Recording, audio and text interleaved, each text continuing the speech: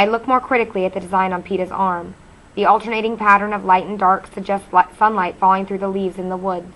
I wonder how he knows this, since I doubt he's ever been beyond the fence.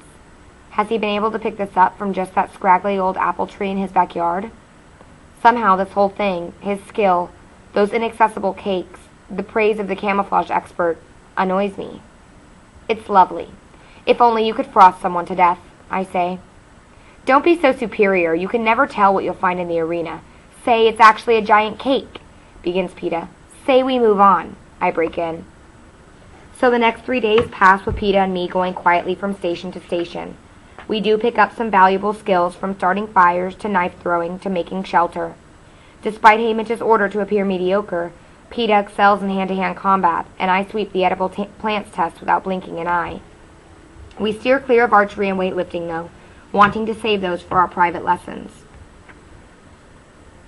The game makers appeared early on the first day. 20 or so men and women dressed in deep purple robes. They sit in elevated stands that surrounded the gymnasium, sometimes wandering around to watch us, jotting down notes, other times eating at the endless banquet that has been set for them, ignoring the lot of us. But they do seem to be keeping their eye on the District 12 tributes. Several times I've looked up to find one fixated on me. They consult with the trainers during our meals as well. We see them all gathered together when we come back. Breakfast and dinner are served on our floor, but at lunch, the 24 of us eat in a dining room off the gymnasium. Food is arranged on carts around the room, and you serve yourself. The career tributes tend to gather rowdily around one table, as if to prove their superiority, that they have no fear for one another, and consider the rest of us beneath notice. Most of the other tributes sit alone, like lost sheep.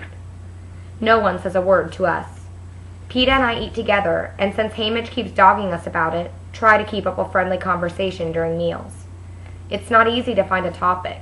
Talking of home is painful. Talking of the present, unbearable. One day, Peta empties our bread basket and points out how they've been careful to include types from the districts along with the refined bread of the capital. The fish-shaped loaf tinted green with seaweed from District 4. The crescent moon roll dotted with seeds from District 11. Somehow, although it's made from the same stuff, it looks a lot more appetizing than the ugly drop biscuits that are standard fare at home. And there you have it, says Peta, scooping the breads back in the basket. You certainly know a lot, I say. Only about bread, he says. Okay, now laugh as if I've said something funny. We both give a somewhat convincing laugh and ignore the stares from around the room. All right, I'll keep smiling pleasantly and you talk, says Peta. It's wearing us both out, Haymitch's direction to be friendly, because ever since I slammed my door, there's been a chill in the air between us. But we have our orders. Did I ever tell you about the time I was chased by a bear? I ask. No, but it sounds fascinating, says Peta. I try and animate my face as I recall the event, a true story in which I'd foolishly challenged a black bear over the rights to a beehive. Peta laughs and asks questions right on cue. He's much better at this than I am. On the second day, while we're taking a shot at spear throwing, he whispers to me, I think we have a shadow. I throw my spear, which I'm not too bad at actually, if I don't have to throw too far, and see the little girl from District 11 standing back a bit, watching us. She's the 12-year-old, the one who reminded me so of Prim in stature. Up close, she looks about 10. She has bright, dark eyes and satiny brown skin and stands tilted up on her toes with her arms slightly extended to her sides, as if ready to take wing at the slightest sound. It's impossible not to think of a bird. I pick up another spear while Peta throws. I think her name's Rue, he says softly. I bite my lip. Rue is a small yellow flower that grows in the meadow. Rue, Primrose. Neither of them could tip the scale at 70 pounds soaking wet. What can we do about it? I ask him, more harshly than I intended.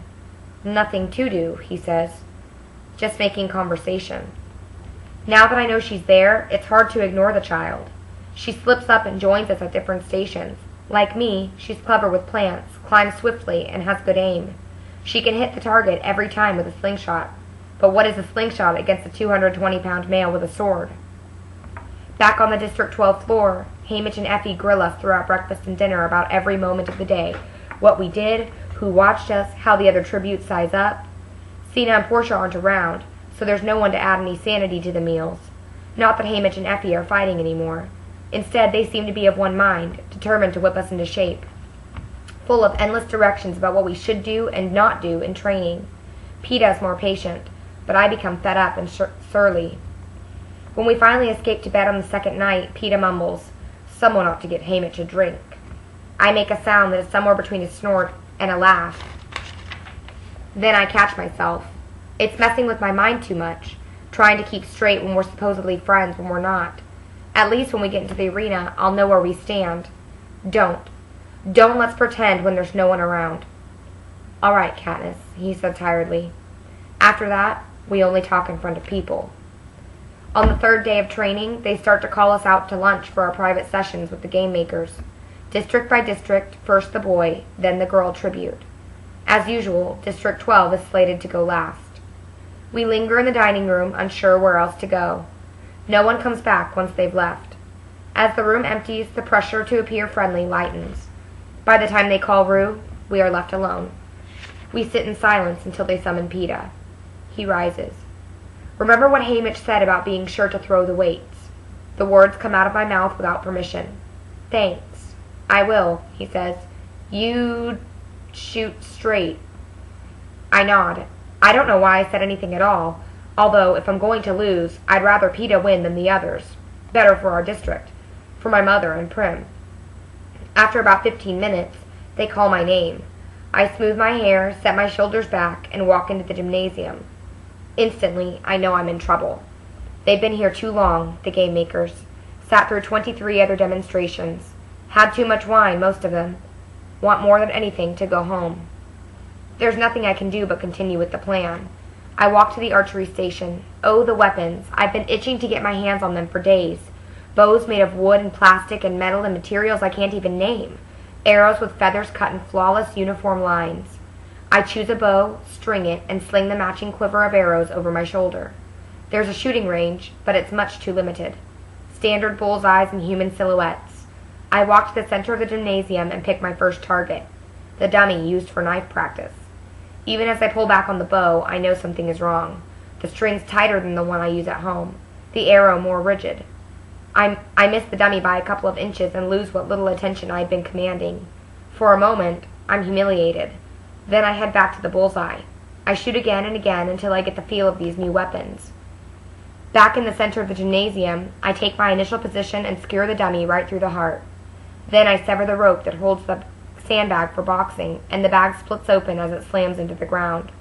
Without pausing, I shoulder roll forward, come up on one knee, and send an arrow into one of the hanging lights high above the gymnasium floor. A shower of spark bursts from the fixture. It's excellent shooting. I turn to the game makers. A few are nodding approval, but the majority of them are fixed on a roast pig that just arrived at their banquet table. Suddenly, I'm furious. That with my life on the line, they don't even have the decency to pay attention to me. That I'm being upstaged by a dead pig.